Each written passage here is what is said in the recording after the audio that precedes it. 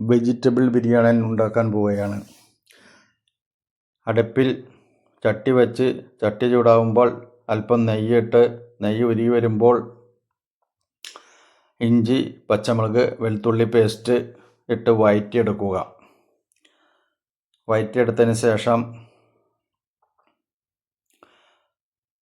ഉരുളൻകിഴങ്ങും ബീൻസും വേവിച്ചത് ഇട്ട് കൊടുക്കുക. ഇട്ടൊന്ന് വഴറ്റി എടുക്കുക. അതിന് ശേഷം ക്യാരറ്റും റൈസും വേവിച്ച് വെച്ചത് ചട്ടിയിലിട്ട് പാകപ്പെടുത്തി സെറ്റ് ചെയ്യുക. സെറ്റ് ചെയ്താൽ ഒക്കെ എല്ലാ ചോറും അതിലിട്ട് ചട്ടിയിലിട്ട് സെറ്റ് ചെയ്ത്